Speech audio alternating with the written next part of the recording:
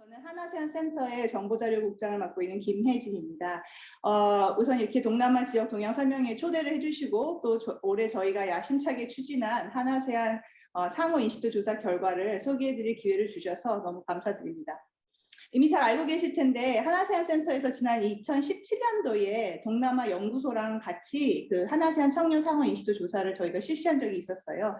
그때는 이제 여러 가지 여건상 한국에 있는 아세안 청년 320명하고 한국 청년 1,004명을 대상으로 실시를 했었고, 사실 어떻게 보면 좀 제한된 표본이었지만 나름 청년들의 인식을 파악하는 데는 도움이 됐었던 것 같아요.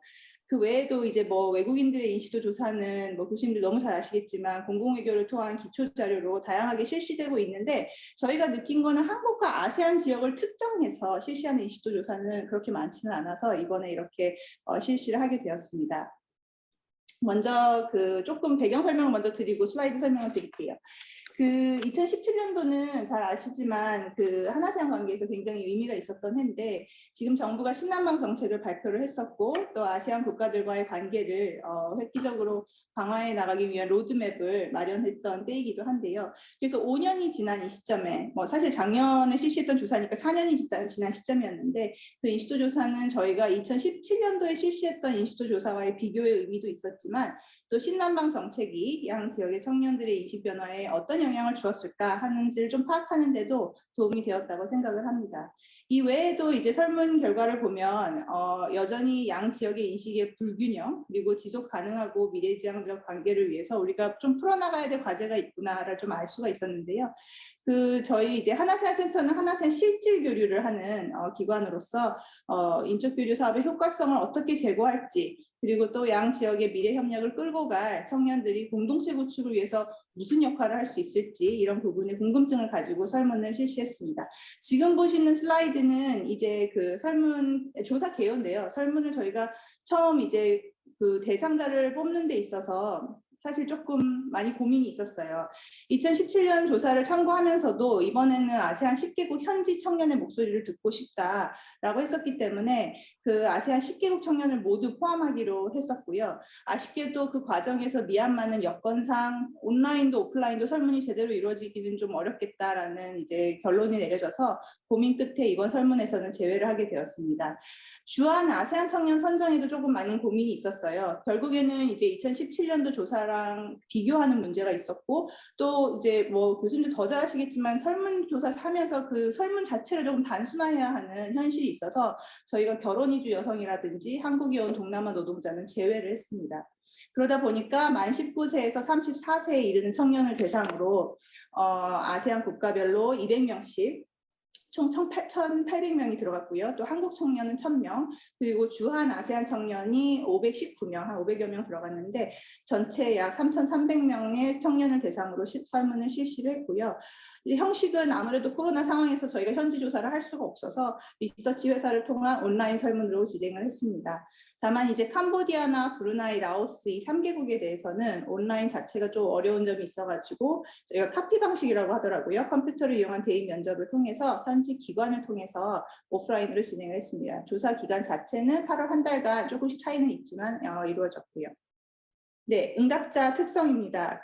남녀 그리고 이제 19세에서 34세지만 그 안에 또 연령 세부 분할이 있어서 그 사이의 연령분 비율은 가능한 이제 남녀는 50대 50, 그 연령은 3개 그룹으로 나눠서 30대 30대 30으로 맞췄지만, 이제 보시면 주한 아세안 청년 같은 경우는 워낙 국가별 대상자 확보 자체가 너무 어려웠고, 또 저희 센터 네트워크를 통해서 진행을 하다 보니까 여성 응답자가 남성 응답자보다 좀 많았고요. 네, 저희가 이제 주한 유학생 같은 경우는 저희 센터 네트워크를 통해서 진행을 하다 보니까 여성 응답자가 조금 남성 응답자보다 많았고, 그리고 또 유학생 중심으로 저희가 표본을 잡다 보니까 아무래도 20대 중후반의 학부생과 대학원생이 조금 더 많이 반영이 됐습니다.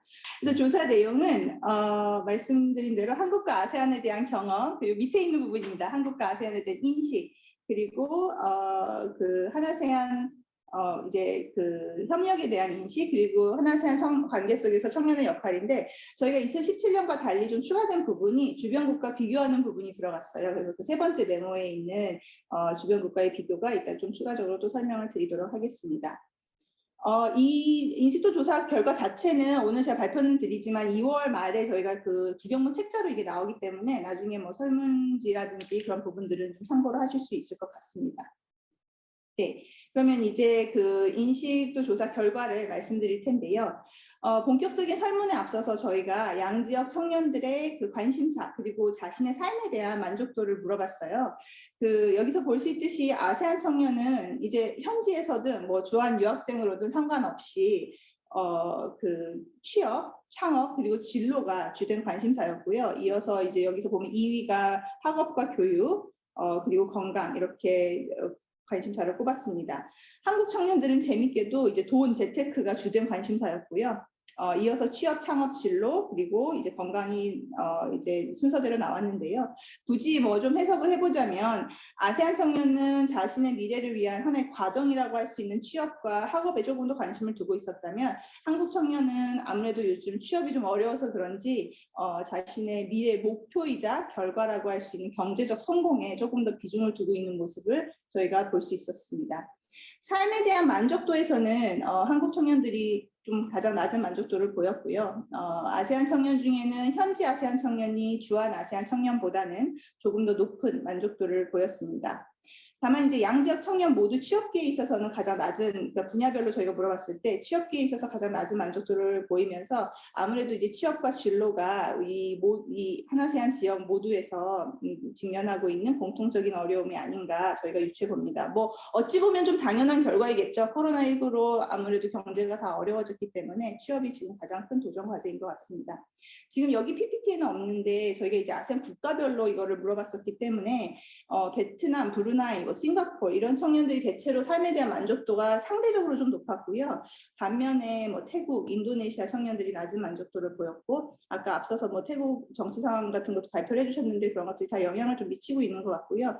특히 이제 주한 아세안 청년 중에는 저희가 주한 아세안 청년은 미얀마가 포함이 되어 있었기 때문에 미얀마 청년들이 한 74.7%로 불만족이 가장 컸는데 이는 뭐 자연스럽게 그 나라 2021년도에 미얀마 국내 정치 상황 때문에 그런 게 큰 영향을 미친 것 같습니다.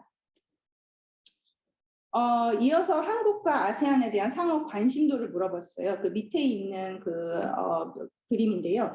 이 숫자로 표기된 내용을 보면 아세안 청년의 한국에 대한 관심은 보시면은 90.4, 주한 아세안 청년은 97.7에 이르는데 한국 청년의 아세안에 대한 관심은 거의 한 반토막이죠. 51.8% 정도로 나타났습니다.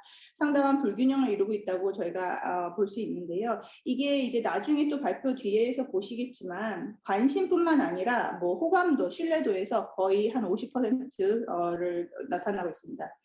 그리고 이제 이 슬라이드에서는 잘 안 보이는데 저희가 관심도를 조금 관심 있음과 매우 관심 있음으로 나누어서 물어봤어요. 그래서 조금 관심 있음과 매우 관심 있음을 선택한 응답자들을 합해서 관심도를 이제 90.4, 97.7이 나오는 건데 아세안 청년 같은 경우는 조금이 뭐 한 40여 %, 매우가 한 40여 % 이루어서 90%를 이루었는데 한국 청년 같은 경우는 거의 50%가 조금 관심 있는 청년들이었고 매우 관심 있는 청년들은 한 5% 정도에 불과했기 때문에 이 불균형이 생각보다는 조금 더 뿌리 깊은 거 아닌가 그런 것을 알 수 있었습니다. 그러면 이제 이러한 관심을 어떻게 갖게 되는지 그리고 주로 상대 지역의 어떤 부분에 대해서 특별히 우리 청년들이 관심을 갖는지를 살펴보기 위해서 정보와 콘텐츠 접촉 경험을 저희가 물어봤어요. 맨 오른쪽에 있는 그림인데요. 접촉 경로를 알아봤는데 이거는 뭐 코로나19 영향도 크게 작용을 했을 것이고 또 요즘 MZ세대의 뭐 트렌드이기도 할 텐데요. 아세안 청년 대부분은 SNS 를 통해서 정보를 접한다. 그리고 인터넷 그리고 일부 뭐 TV와 라디오를 통해 한국 관련 정보와 콘텐츠를 접한다고 답변하였습니다. 한국 청년도 비슷한데 그 비중에 있어서 조금 차이가 있었어요. 1순위가 인터넷이었고 그런 다음에 TV, 라디오, 그 다음에 이제 SNS가 그 뒤를 따랐습니다. 일단 뭐 문화원, 뭐 하나세안 센터와 같은 기관, 뭐 행사 또는 학교에서의 강좌를 통해서 정보를 얻는다는 경우는 굉장히 적었는데요. 이거는 뭐 코로나19로 인한 거리두기 때문에일 수도 있지만 그 전반적인 이제 트렌드가 그렇게 가고 있구나 또 좀 한번 읽어볼 수 있는 부분이었습니다. 우리 한국 청년들이 TV를 통해서 아세안을 접한다는 내용은 저는 조금 고무적이라고 생각을 했는데요. 과거에는 우리 방송사에서 잘 다루지 않았던 동남아 관련 컨텐츠가 이제 최근에는 뭐 예능이라든지 다큐, 뭐 여행 프로그램, 음식 프로그램에서 많이 소개를 하고 있는 것 같아서 그거는 참 좋은 현상이라고 생각을 합니다.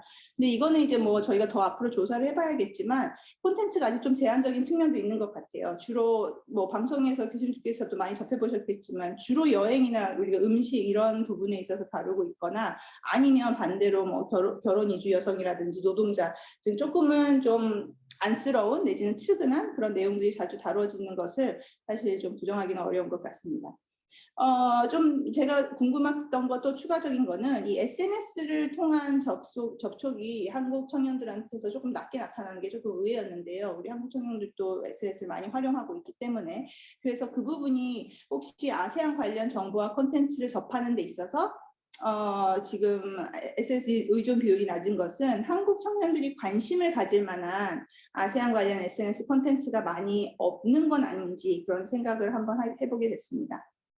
그러면 이제 이 청년들이 SNS와 인터넷 그리고 방송을 통해서 어떤 콘텐츠를 접하는지 봤더니 양지역 청년 모두 여행과 음식이 압도적으로 많았어요. 그 맨 위편에 있는 그림인데요. 음식, 여행, 그다음에 두 번째도 여행, 뭐 문화예술, 음식 이렇게 됐는데 아세안 청년은 뭐 K-팝 드라마 이런 한국의 대중문화 콘텐츠도 많이 접하고 있었지만 한국 청년들은 이제 여행과 음식, 그 다음에 좀 재밌는 건 20%가 사회 문제를 골랐는데 이것도 아마 미얀마 사태가 영향을 준 것 같습니다. 네, 다음 슬라이드를 보여드리면 그 청년들의 상대 지역에 대한 이제 경험 부분이었어요. 아세안 청년들은 대부분 이제 음식과 여행이 계속 나옵니다. 그래서 음식이나 문화 콘텐츠 또는 이제 한국 제품 사용을 통해서 한국을 경험하고 있었다면 뭐 이거는 한류의 진원지라는 명성답게 아세안이 동남아 청년들 사이에서 한국 대중문화 콘텐츠랑 이와 연계된 소비는 어쩌면 너무 자연스러운 이제 현상으로 보여집니다. 반면 보시면 뭐 한국학 공부라든지 한국 관련 교류 프로그램 참가 이런 건 상대적으로 낮게 나타났는데 한류에 대한 관심과 경험이 일부 아세안 청년들에게는 보다 심화된 교육과 교류의 경험으로 이어지고는 있지만 아직까지는 보편적이지는 않은 것이 아닌가 그렇게 해석을 해볼 수 있었습니다. 청년들의 이제 상대 지역에 대한 관심 분야를 저희가 좀 다변화해야 되지 않을까 그런 걸 느끼는 대목이기도 했고요. 양 지역 청년과 이제 크게 차이를 보이는 거는 밑에서 두 번째 그 바그래프를 보시면 한국 청년은 약 63.3%가 아세안 방문 경험이 있는데 반면에 아세안 청년의 한국 방문 경험은 약 34.3%에 불과했습니다. 그러니까 이것도 한 반 정도밖에 안 되는데요. 이건 조금 더 해석을 해보면 한국 청년들은 여행을 통한 직접적인 체험을 바탕으로 아세안을 대부분 경험을 하고 있었고요. 반면에 아세안 청년은 아직까지는 콘텐츠와 제품 사용을 통한 간접 경험이 주를 이루고 있는 것으로 보입니다. 이거는 이제 주한 아세안 유학생은 제외하고 아세안 현지 학생들을 대상으로 물어본 거예요. 그래서 이러한 직간접 경험이 뭐 인식이나 호감도에 어떤 영향을 미치는지 저희가 조금 더 분석을 해본다면 앞으로 좀 보다 효과적인 인적 교류 전략을 수립하는 데 도움이 될 수도 있을 것 같고 특히 코로나19 이후에 비대면 교류가 굉장히 보편화되는 가운데에 저희가 대책을 마련하는 데 도움이 될 수 있지 않을까 그렇게 생각해 봤습니다. 이 부분은 조금 별도로 주한 아세안 청년들에게 물어본 질문들이었는데요. 주한 아세안 청년의 한국에서의 생활에 대한 부분이었습니다. 주한 아세안 청년이 이제 한국의 생활에 대한 만족도가 2017년과 비교를 해보면은 크게 상승을 했어요. 불만족 파트는 크게 달라지지 않았는데 이제 보통을 선택했다가 이번에는 만족을 선택한 비율이 굉장히 높아져서 2017년도에 한 67%였다면은 이번 2021년도에 실시했을 때는 거의 80%에 이르렀습니다. 이제 나중에 저희가 인터뷰를 통해서 좀 그 이유를 왜 더 만족하느냐라고 더 파악해 봐야겠지만 일단 과거에 비해서 뭐 한국인들이 아세안에 대한 인식과 이해가 높아지고 있다는 점, 특히 2017년 신남방 정책 발표 이후에 한국 사회에서 아세안 중요성이 뭐 여러 계기를 통해서 좀 중요성이 부각이 되었는데 이러한 변화가 아세안 청년의 만족도와도 무관하지 않지 않을까 생각해 봅니다. 물론 그렇다고 만족도가 높다고 해서 애로사항이 없는 건 아니었는데요. 많은 주한 유학생들이 경제적인 문제, 그 다음에 적응 문제, 그리고 이런 것들 애로사항으로 꼽았고, 그 외에도 사회 문제라든지 심리적인 문제, 법과 제도 관련 문제, 주로 뭐 비자 관련 이슈겠죠. 이런 것들을 이제 꾸준히 제기를 하고 있어서 저희가 동남아 유학생들에 대해서 뭐 이제 한국 사회의 포용, 이해, 존중, 뭐 제도적 그리고 재정적 지원 노력들을 이미 하고 있지만 그런 것도 계속 지속적으로 해야 되지 않을까 됐습니다. 자유연상 이미지입니다. 2017년도에 실시했던 내용과 이제 비교를 해보면 대체로 결과가 유사하게 나타났어요. 한 가지 차이는 2017년도에는 아세안 청년들이 한국을 바라봤을 때 좀 더 경제적인 면 그리고 발전한 면을 부각했다면 이번 2021년 조사에서는 완전히 문화에 포커스를 두고 있어서 확실히 한국의 문화 강국 이미지가 큰 영향을 준 것 같아요. 이거를 실시했을 때는 오징어 게임은 아직 나오기 전이었고 아마도 이제 그 기생충, 영화 기생충이라든지 내지는 그 BTS의 그 영향이 크지 않았을까 그렇게 생각을 해봅니다. 그래서 아세안 청년들은 한국을 주로 문화적인 측면에서 인식을 하고 있다는 걸 저희가 볼 수 있었고 그것도 상당히 긍정적으로 인식을 하고 있었고요. 반면 옆에 보시면 한국 청년들은 파란색을 보시면 아세안을 굉장히 경제적인 측면, 그것도 이제 개발 정도와 그다음에 기후, 날씨와 같은 좀 뉴트럴한 기준을 가지고 인식을 하고 있었습니다. 오른쪽에 있는 사람에 대한 자유연상 이미지를 보시면 대체로 양지역 청년 모두 이제 이 사람을 생각하면 외모가 떠오르다 보니까 외모를 중심으로 인식을 하고 있었고요. 재밌는 거는 이제 현지 아세안 청년과 주한 아세안 청년이 조금 다른데 현지 아세안 청년은 외모를 더 많이 언급했다면 주한 아세안 청년은 한국인에 대한 태도에 대한 언급을 더 많이 했어요. 그래서 아마 현지 아세안 청년들은 아무래도 그런 콘텐츠를 통해서 한국 사람들을 접하다 보니까 주로 연예인들을 접해서 보는 그런 인식이라면 주한 아세안 청년들은 여기서 공부를 하면서 뭐 교수님들도 뵐 거고 동료들도 만나들 거고 사람들을 직접 만나고 교류하면서 생기는 인식이 차이가 이런 차이를 가져오지 않았나 그런 생각이 들었습니다. 그래서 보면 대체로 긍정적인데 주한 아세안 청년 같은 경우는 저 노란색으로 성격 급한 이런 내용들도 포함되는 거 보면 한국인에 대해서 그 인식이 조금 혼재되어 있는 것 같습니다. 네, 한국과 아세안에 대한 이제 분야별 저희가 상대 지역의 경제, 사회, 문화 그리고 외교 안보를 구분을 해서 인식 정도를 좀 물어봤는데요. 이게 4점 만점 그 기준입니다. 그래서 보시면 그 아세안 청년들이 밑에 있고 한국 청년이 파란색으로 위에 있는데 현지 아세안 청년과 주한 아세안 청년들 대체로 점수가 뭐 3.5에서 그러니까 3.0에서 3.5 그 이상으로도 평가를 하고 있는 반면에 한국 청년의 아세안에 대한 그 분야별 평가는 대체로 2.5에서 한 3.0 사이라서 기본적으로 이 좀 불균형이 있는 측면도 볼 수 있습니다. 다만 이제 한국 청년들이 아세안에 대해서 제일 높게 평가했던 부분이 문화적 매력을 좀 가장 높게 평가를 했고 경제 같은 경우는 현재보다는 미래 발전 전망에 조금 더 높은 점수를 줬습니다. 한 가지 이제 교수님도 이거 보시면서 조금 유의해 주셔야 되는 부분은 저희가 질문 과정에서 한국 청년들에게 아세안 국가를 다 나누지 않았어요. 그냥 아세안에 대한 문화, 아세안의 사회, 아세안의 경제 이렇게 물어봤기 때문에 답변하는 과정에서 아마 본인이 경험한 특정 국가에 대한 특정 아세안 국가에 대한 인식을 가지고 그걸 확대해서 아세안이라고 답했을 가능성도 있습니다. 그러니까 뭐 필리핀의 사회 치안을 생각하면서 아세안 전체를 놓고 봤을 수도 있고 하기 때문에 그런 거는 조금 유의해서 저희가 이 자료를 해석해야 될 것 같습니다. 아세안 청년들은 출신 국가별로 한국에 대한 인식을 저희가 물어봤기 때문에 확인을 할 수 있었는데 지금 이렇게 나온 그 주한 아세안 청년과 현지 아세안 청년 중에 베트남 청년이 한국 경제를 가장 높이 평가를 했었고요. 반면에 캄보디아 청년이 가장 낮게 평가를 했습니다. 캄보디아는 좀 특이한 점이었는데요. 저희가 그 조사 전반에 걸쳐서 한국에 대한 평가가 좀 상대적으로 다른 아세안 국가들에 비해서 굉장히 낮게 나왔어요. 그거는 저희가 이번에 실시했던 온라인 정량 조사로는 설명이 잘 안 돼서 이거는 나중에 추가적인 좀 인터뷰를 통해서 그 이유를 파악해 봐야 될 것 같습니다. 한국에 대해서 경험이 좀 많은 주한 아세안 청년들 같은 경우에는 한국 사회 치안이나 이런 거는 현지 아세안 청년보다 긍정적으로 평가를 했지만 한국 사회의 개방 정도라든지 뭐 외국 문화에 대한 존중 정도 이런 거에 대해서는 좀 낮게 평가를 했습니다. 또 남북 통일 가능성 그리고 중국, 일본이 같이 동북아 국가와의 관계에 대해서도 주한 아세안 청년들이 조금 더 낮게 평가를 했는데요. 이건 아무래도 한국 사회에서 살아가면서 자기 주변 친구들이나 지인과의 대화 속에서 영향을 받은 부분도 있을 것이고, 또 본인들이 직접 경험한 차별, 뭐 한국에 오기 전과는 좀 생각이 바뀐 부분들이 있을 것으로 생각이 됩니다. 네, 그다음에 이제 호감도와 신뢰도에 관한 부분인데요. 이제 여기서 보실 수 있는 것과 같이 관심도와 더불어서 호감도에 있어서도 한국과 아세안 청년 간 불균형이 나타납니다. 그 가장 오른쪽 하단에 있는 그 숫자의 차이인데요. 이제 70%대의 아세안 청년들이 호감을 보이고 있다면 한국에 대해서 한국 청년의 아세안에 대한 호감도는 40여 %밖에 지금 이루지 않고 있습니다. 국가별로도 역시 교류가 가장 많은 베트남 청년들이 한국에 대해서 호감도를 굉장히 높이 표했고요.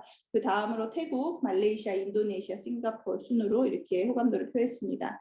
상대적으로 아까 말씀드린 대로 낮은 호감도를 보인 캄보디아, 라오스 청년에 대해서는 저희가 조금 그 배경 원인을 추가적으로 파악을 해볼 필요가 있고, 나아가서 이제 캄보디아나 라오스 이런 나라들의 청년들에게 맞춤형 정부 콘텐츠를 통해서 한국에 대한 관심과 이해를 제고하고 또 호감도에 긍정적인 영향을 주는 노력도 필요할 것으로 생각이 됩니다. 반대로 이제 한국 청년에게 아세안 개별 국가에 대한 호감과 신뢰 정도를 물어보았는데, 아무래도 가장 선진국인 싱가포르를 가장 호감이 가는 나라로 지목하고 신뢰도 마찬가지였고요. 그 이후에 이제 태국, 베트남, 필리핀, 말레이시아 등을 꼽았습니다. 재밌는 거는 이 5개 나라들, 태국, 베트남, 필리핀, 말레이시아 그리고 싱가포르이 한국인이 가장 많이 방문하고 있는 아세안 국가이기도 하다는 거죠. 그래서 여기서 조금 의미 부여를 하면 역시 많이 찾아가고 많이 교류하고 있는 국가에 대해서 우리 청년들이 더 많이 호감을 갖고 더 신뢰도 쌓이는 게 아닌가라는 것을 좀 확인해 주는 대목이었고, 이런 측면에서 결국에는 비대면 상황이긴 함에도 불구하고 인적 교류 사업이 굉장히 중요하지 않을까, 그리고 그 빈도도 굉장히 중요하지 않은가 다시 한번 저희가 확인해 볼 수 있는 부분이었습니다. 네, 이번 설문조사를 저희가 시행하면서 앞서 말씀드렸는데 2017년도와 차별화되었던 부분이 아세안 현지 청년으로 설문 대상을 확대했을 뿐만 아니라 바로 이 주변 국가의 비교 부분을 추가했던 점이에요. 뭐 설문 대상이나 컨텍스트 전혀 다르지만 저희가 왜 그 매년 초에 실시하고 있는 싱가포르 동남아 연구소에서 실시하는 그 설문과 비교해보고 싶은 마음도 조금은 있었고요. 교수님도 잘 아시겠지만 그 싱가포르 동남아 연구소에서 실시하는 설문조사에서 한국이 뭐 여행지로 유학 대상 지역으로 상대적으로 저평가되고 있고, 심지어 전략적 파트너로서도 덜 중시되는 데에 대해 이 미래를 이끌고 간 양 지역의 청년들은 어떻게 생각을 하고 있는지 조금 궁금했습니다. 그래서 뭐 저희가 실시한 설문이어서 그랬는지는 모르겠지만 어떤 왜곡이 있었는지는 저도 잘 모르겠지만 그 아세안 청년들은 한국에 대해서 모든 측면에서 높은 선호를 보였어요. 그래서 결과적으로는 한국을 굉장히 신뢰하고 또 미래에 도움이 되는 부분에 있어서도 한국을 굉장히 높이 평가를 했습니다. 저희는 이제 그 비교 국가를 조금 단순화해서 미국, 호주, 일본, 중국, 그리고 아세안, 한국 이렇게 6개국으로 비교 대상을 낮췄었고요. 신뢰도 그리고 미래에 자기 나라에게 도움이 되는 국가 이런 거를 물어봤었고요. 주목한 부분은 한국이 탑으로 나온 거는 너무 좋은 현상인데, 그거와 더불어서 여기서 보시면 아시겠지만 일본도 상당히 높이 평가가 되고 있어요. 그러니까 아세안 청년들에게 있어서 한국뿐만 아니라 일본은 굉장히 신뢰할 수 있는 국가고, 미래에 자기 나라에 도움이 되는 국가고, 가고 싶은 국가고, 그렇게 평가가 되고 있는 것 같습니다. 이제 일본이 1970년대 동남아 진출 이후에 경제, 사회, 교육 이런 여러 분야에서 아세안 국가들과 꾸준히 교류를 이어온 결과가 결국 이렇게 그 식자층, 그러니까 일본은 싱가포르 동남아 연구소에서 하는 설문조사에서도 굉장히 좋은 평가를 받고 있는데, 이렇게 식자층의 인식과 그 다음에 또 청년들의 인식, 그러니까 아세안 국민 전반에 걸쳐 일본에 대한 긍정적인 인식을 그간 꾸준히 공공외교 활동을 하면서 만들어 온 게 아닌가라는 생각을 하게 되었고요. 그거는 일본으로서는 굉장히 큰 성과이고 저희에게도 참 시사하는 바가 크다라고 생각을 했습니다. 저희가 계속해서 이렇게 꾸준히 동남아 국민들을 대상으로, 청년이 됐든 식자층이 됐든 국민들 대상으로 이렇게 아웃리치 활동을 해야 결과적으로는 이런 인식의 변화가 오는 거구나라는 생각이 들었습니다. 한국 청년들 같은 경우에는 아무래도 이제 서방 국가들을 조금 더 신뢰할 수 있는 국가로 꼽았는데요. 미국, 호주에 이어서 아세안을 세 번째로 신뢰하는 국가로 꼽았고요. 일본과 중국은 4, 5위를 했는데 아마 이거는 최근에 조금 경색된 한일 관계, 뭐 한중 관계 때문에 더 영향을 받은 것 같습니다. 좀 굉장히 제가 고무적이라고 생각했던 거는 저 맨 밑에 보는 미래 도움 그 표에 보시면은 한국 청년이 미래의 우리나라에게 도움이 될 국가로 미국 다음에 아세안을 꼽았어요. 그래서 이거는 한아세안 이제 미래 협력에 대한 기대가 조금 엿보이는 부분이었습니다. 이제 실제로 한국 청년들이 한아세안 관계 현재와 미래에 대한 인식에서 미래에 조금 더 비중을 두고 있는 걸 볼 수 있었는데요. 맨 오른쪽에 있는 표에 보면 현재에 대한 그 긍정도와 그냥 미래에 대한 그 한아세안 협력의 긍정도를 본 거였는데 대체로 아세안 청년들은 현재와 미래에 큰 차이가 없어요. 주한 아세안 청년은 심지어 굉장히 똑같았는데 한국 청년들은 현재는 뭐 한 80%인데 미래에는 87% 정도로 자기네가 더 이렇게 미래가 더 긍정적일 것이다. 미래 관계가 이렇게 보고 있었습니다. 분야별로는 문화와 경제개발 분야에서 더 긍정적인 인식을 보였는데요. 이거는 뭐 청년들한테 물어보면서 어쩔 수 없는 부분이었던 것 같기도 해요. 저희가 뭐 아세안과 총 3차례 특별정상회의도 개최를 했고 외교 분야에서의 협력이 굉장히 심화되고 있지만 청년들이 체감하는 이 현장에서의 실제 협력은 아무래도 주로 경제와 문화 분야에서 이루어지고 있기 때문에 그런 거에 또 그런 부분이 저희 한아세안 센터로서는 저희 센터가 경제, 문화 그리고 인적 교류 위주로 사업을 편성하는 하나의 근거가 되는 부분이기도 합니다. 한국 청년들한테 저희가 지금 여기는 나타나는 것 같지 않은데 PPT에는 제가 포함을 못한 것 같은데요. 한국에 도움이 되는 국가 그리고 한국에 도움이 필요로 하는 국가를 질문을 했어요. 그래서 도움이 되는 국가는 다수의 한국 청년의 응답자들이 1순위가 싱가포르, 2순위가 베트남이었고요. 도움이 필요로 하는 국가는 반대로 1순위가 이제 미얀마 그리고 2순위가 베트남이었어요. 그 도움이 되는 국가 부분은 2017년도 조사와도 상당히 유사한 결과가 나왔습니다. 그 재밌는 거는 베트남은 한국 청년들한테 도움이 되는 국가이기도 하고 2위였으니까 또 도움이 필요로 하는 국가이기도 해서 어찌 보면 청년들한테 베트남은 상호 윈윈하는 파트너십에 가장 적합한 국가로 인식이 되고 있는 것을 볼 수 있었습니다. 이어서 이제 지속 가능한 관계 발전을 위한 우선 과제 그리고 미래를 위한 협력 분야에 대해서 질문을 했는데요. 한아세안 청년 모두 민간 차원의 상호 교류와 경제 협력 관계 강화가 가장 우선시 되어야 된다고 응답을 했고요. 2017년 자료랑 저희가 비교를 해보니까 2017년도에는 경제 협력이 훨씬 더 비중이 높았는데 그거에 비해서 2021년도에는 민간 교류에 대한 비중이 반대로 더 높아졌습니다. 아마 이제 신남방 정책 발표하고 나서 우리 국내적으로 뭐 중상주의를 넘어서 포괄적이고 사람 중심적인 한아세안 관계를 해야 된다라고 계속 여러 차례 강조가 됐었는데 그런 것들이 강조되면서 청년들의 인식 변화에도 좀 영향을 미치지 않았나 그렇게 생각을 해봅니다. 미래를 위한 협력 분야로는 이제 양지역 청년 모두 굉장히 좀 청년들이었기 때문에 미래지향적이었던 것 같은데 자연스러운 현상인 것 같은데 모두 4차 산업혁명을 꼽았고요.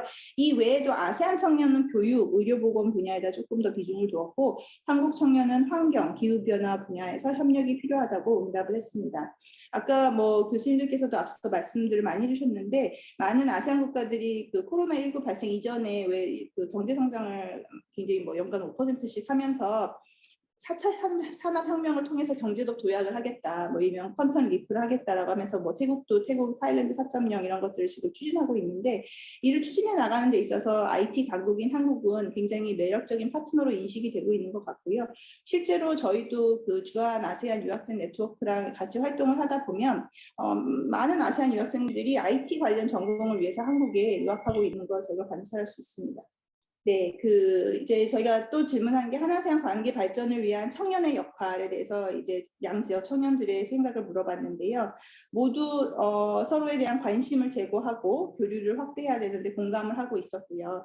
다만 한국 청년의 경우 협력을 확대하는 것도 중요하지만 그거에 앞서서 편견과 오해를 바로잡는 것을 강조를 했어요. 아마 우리 사회에 아직은 좀 남아있는 동남아 국가와 동남아인들에 대한 차별을 의식한 것으로 보였고 저는 청년들이 이렇게 동남아에 대한 인식 개선 필요성에 주목을 하고 이를 위한 본인들의 청년들의 역할을 주문하고 있다는 것은 향후 한아세안 관계 발전에 매우 고무적인 사항이 아닌가 생각을 했습니다.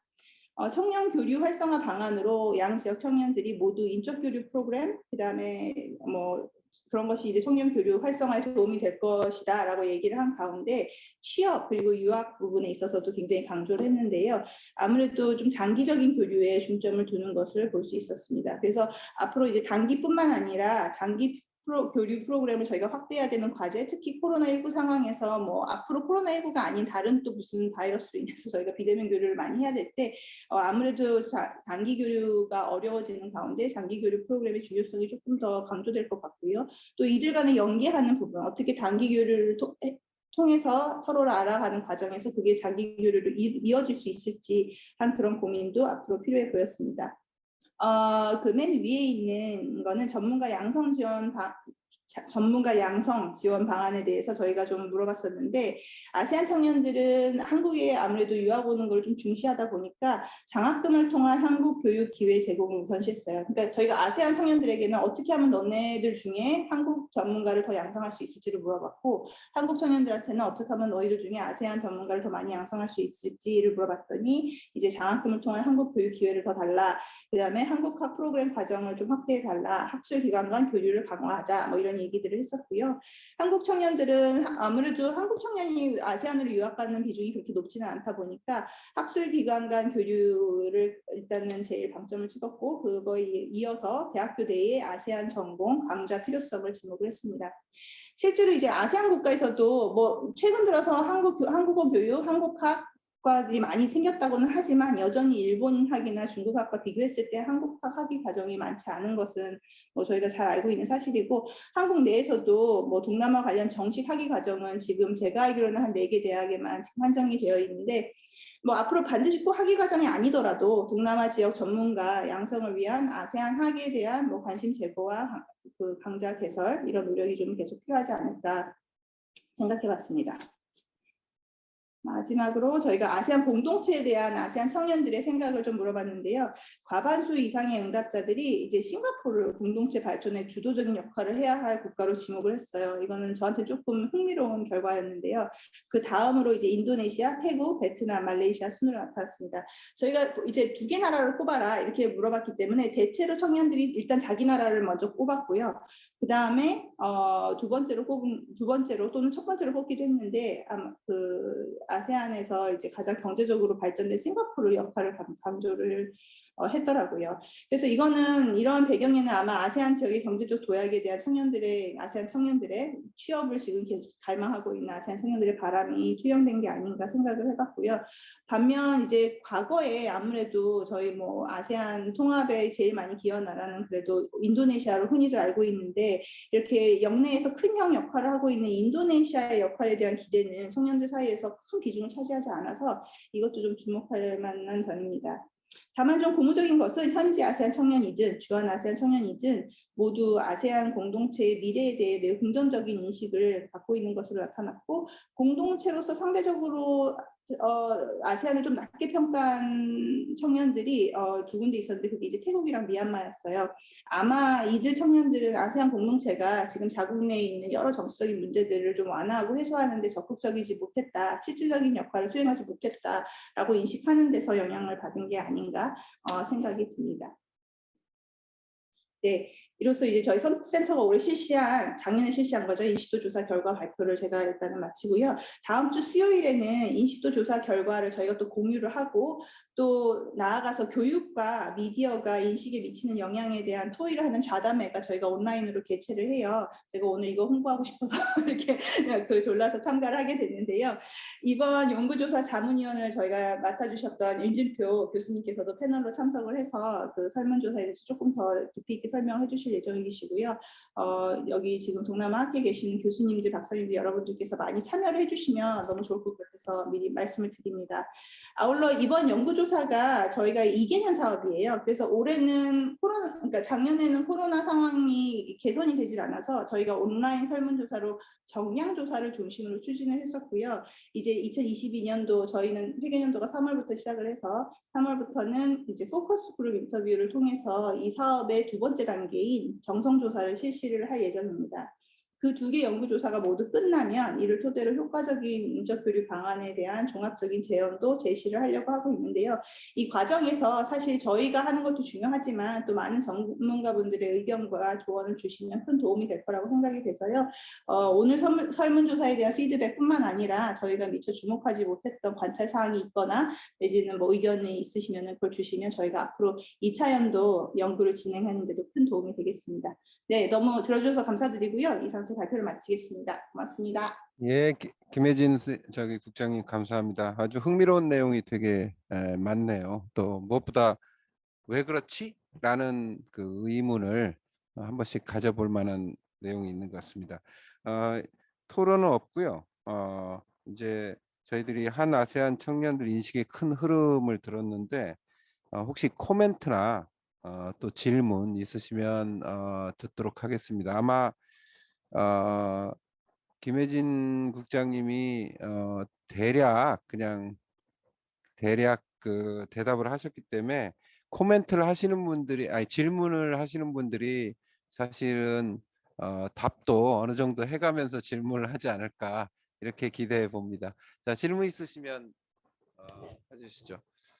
여기 굉장히 긴 질문이 있는데 김정현님, 근본 설문조사에서 동남아를 여행을 통해서 직접 경험해본 한국 청년들은 동남아에 대한 관심이나 신뢰도가 낮고 미디어로 접한 학생들은 높다라는 게 되게 흥미로웠다.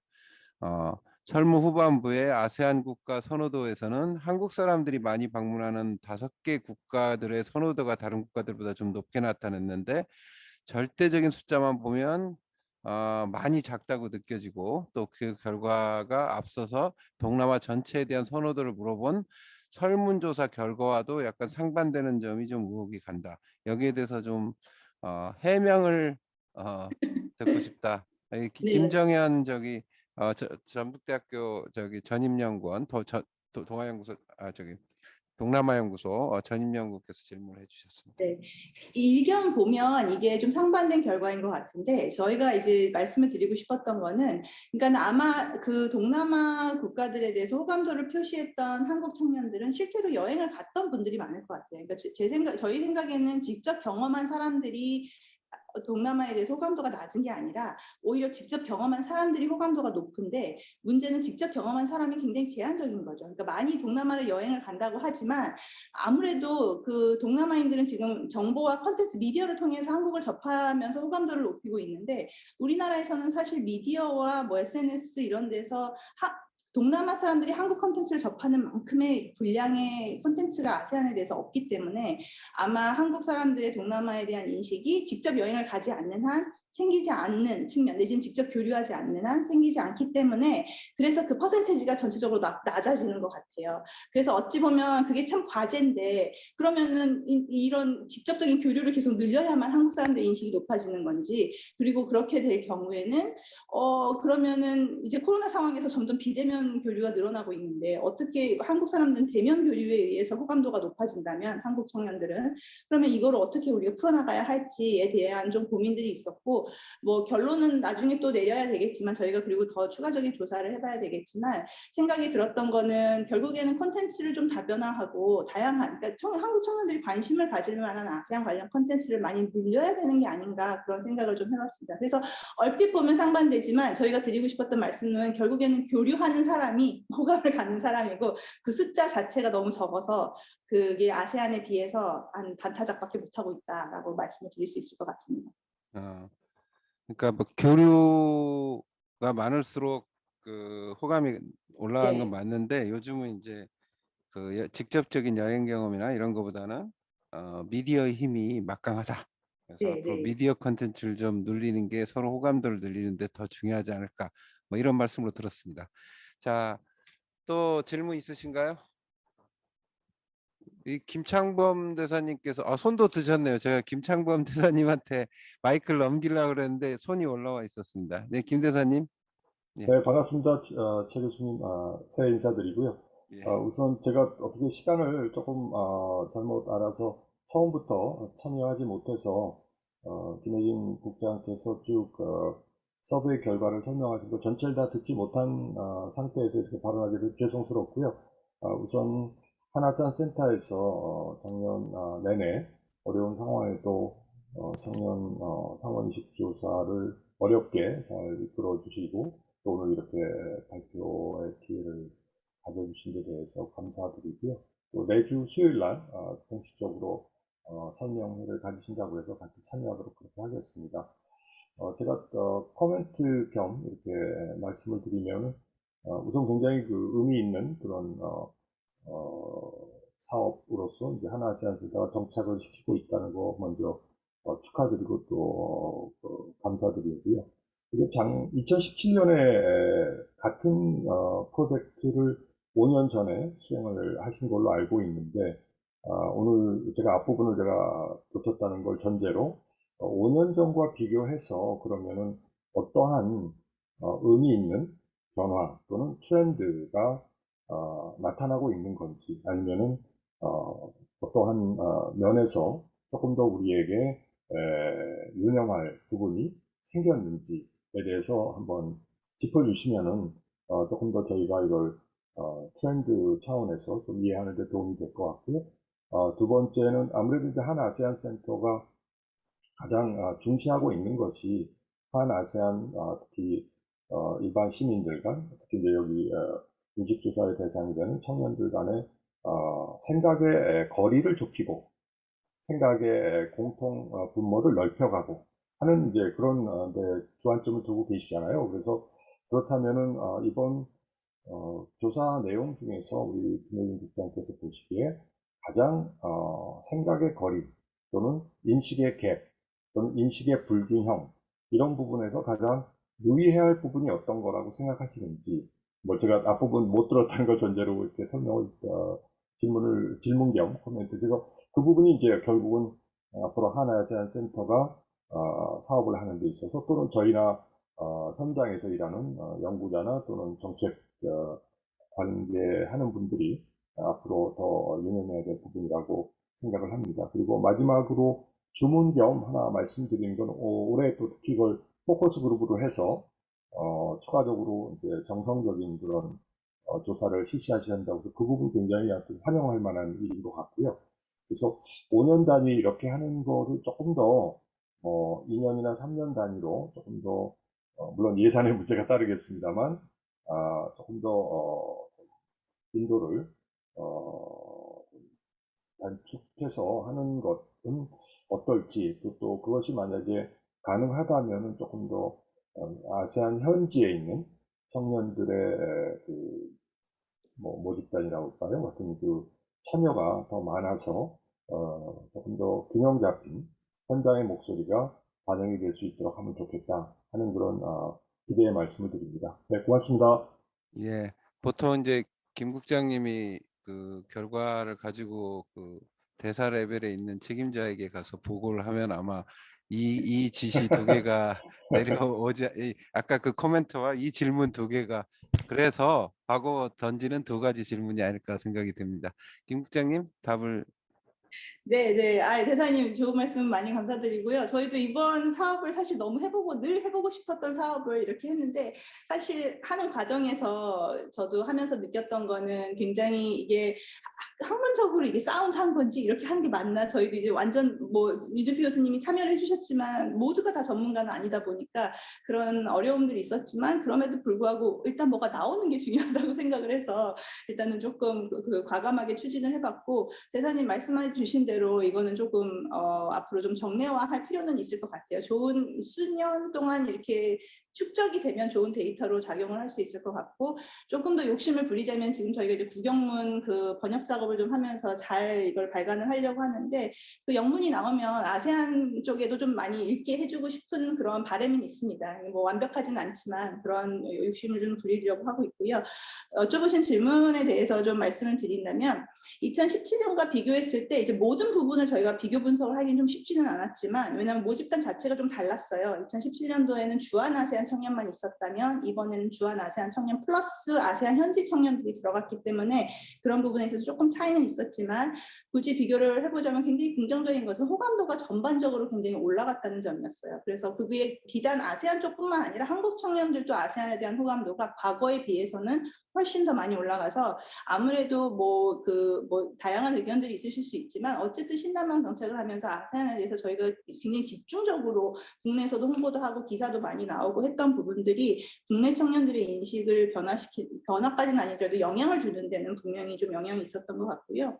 큰 차이는 2017년 조사에는 대체로 한아세안 관계에 있어서 제일 중요한 게 뭐냐라고 물어보고 한아세안 관계에서 뭘 협력해야 되냐라고 하면 경제 협력을 대부분 학생들이 많이 얘기를 했었거든요. 그래서 해외 투자, 뭐 경제 협력 그런 부분들을 주로 1순위로 두었는데 이번에 그 차이점은 이번에 1순위로 두었던 부분은 민간 교류였어요. 그래서 민간 교류, 그다음에 문화 협력 이런 것들도 많이 언급을 하는 부분에 있어서 분명히 이게 저희가 사람 중심 자꾸 얘기해서 그렇고 중상주의에서 넘어가자 그렇게 얘기를 해서 그랬는지는 모르겠지만 어쨌든 간에 양 지역 청년들이 이제는 우리가 좀 교류를 해야겠다. 이제 정부에서 하고 기업들이 하는 것도 중요하지만 우리도 교류를 해도 좋겠다라는 인식이 조금은 있는 게 아닌가.